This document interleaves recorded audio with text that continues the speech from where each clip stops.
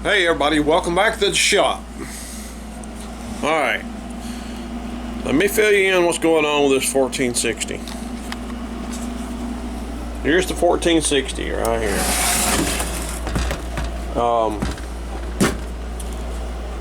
I have spent a crap load of time and energy on this thing.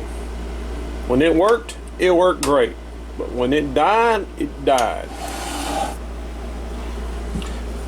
Lots of green transistors in here. There was the this little JFET right here. It's a 3SK22. Had the leads had corroded in too. That's a very important circuit. Q10, Q11, Q12, and 13 is a very important circuit. It's the gate multiplier, and that's what controls the sweep section of this thing. This is a kind of a low-level astable oscillator,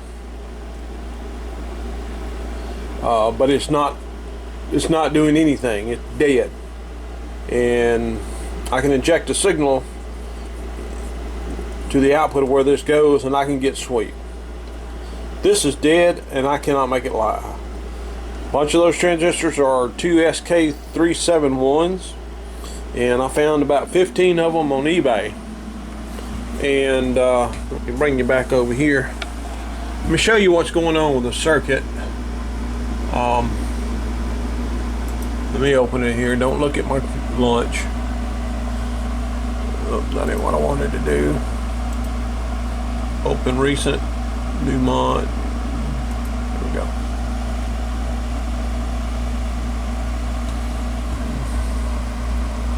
Alright, let me zoom you in. It took me forever to find the schematic for this, and when I did, it's, as you can see, it's so blotchy, hard to look at, trace some of this stuff.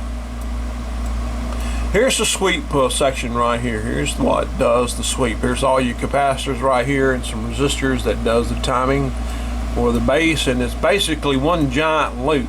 It has to do with this transistor Q17 right here.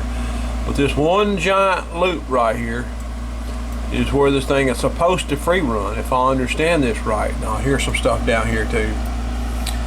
But it's controlled by this little circuit right here. Here's Q10, which is a cotton picking four-legged JFET in channel. Q10, Q11, Q12, and 13. And then D2, D3, and 4, and then here's D1.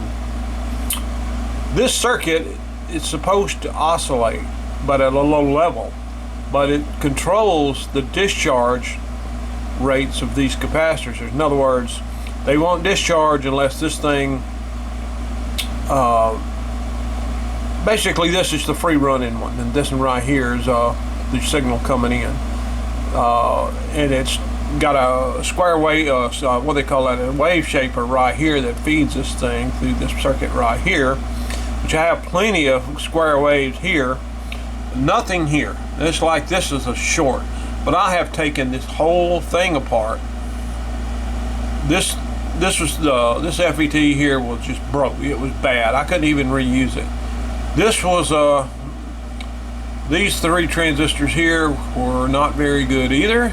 Every resistor in here checked good. All the capacitors checked good. Voltage is checked okay as far as the main voltage. But I could not make this thing to work. You know, may have damaged Q10 with a replacement. I did actually find a 3SK22 online. I did find one, but now I'm not sure. I haven't quite got a way to test this thing fully. It's just, I don't know what's wrong with it. It just completely blows my mind, and so much of this thing interacts with each other. I was thinking that if you pull this resistor right here, that this should free run. That's what I was thinking. And it could still be the problem, and this is just reacting to this. I don't know. The description of how this thing works is so vague.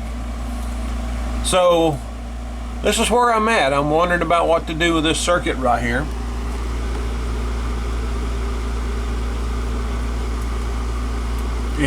But if I take this thing and set it up and enter or apply an external sweep, you know, in other words, an external signal to this thing on the,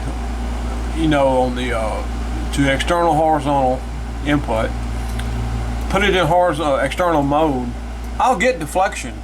This circuit, according to that, works. Most of this stuff works.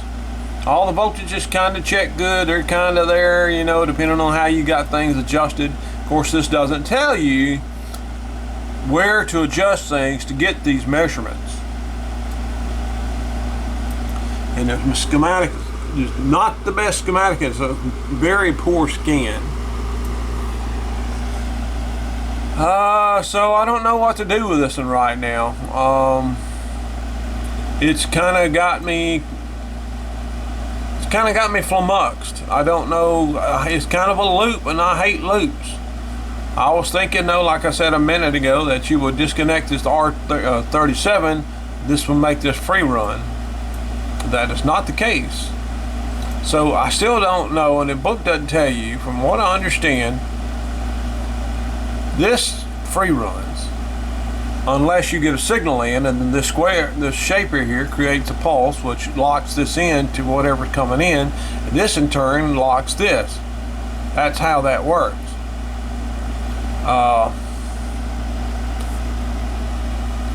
So I don't know what to do with it. So for right now, I'm going to put it aside and just let my mind chew on it a while.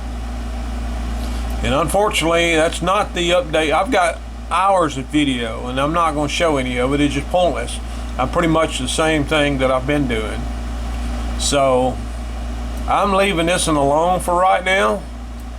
I'll get back to it some other time when you got to walk away from this stuff sometimes. And I don't know.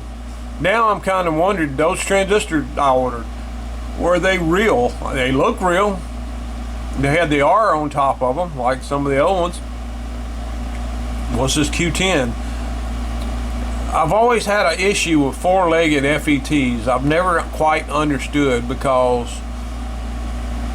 one leg is tied to source, and if I remember right, and then one of them is going to one of the grids. So I just never understood how to test these things. So I don't know if it's good, bad, or indifferent. I've disconnected this. You would think this thing would free run. There's only another connection right here. It comes up here. And I think this doesn't just run by itself. I think this whole cotton picking thing here is one big loop. I honestly do. Because I don't see how this thing oscillates by itself. It's got to have a feedback loop. The only thing I see going back to the input is right here.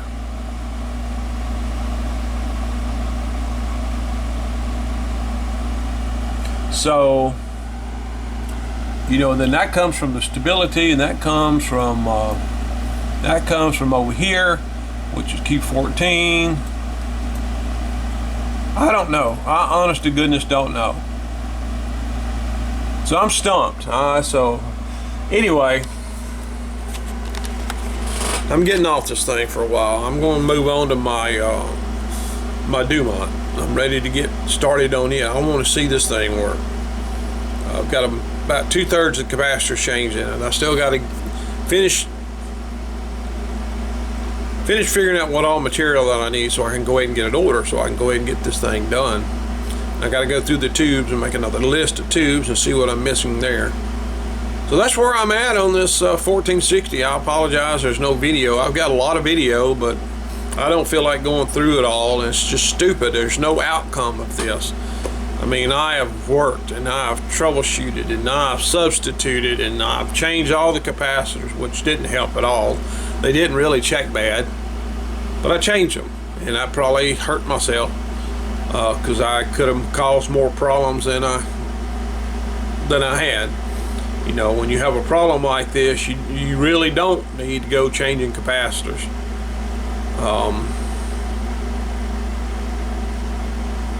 So I don't know.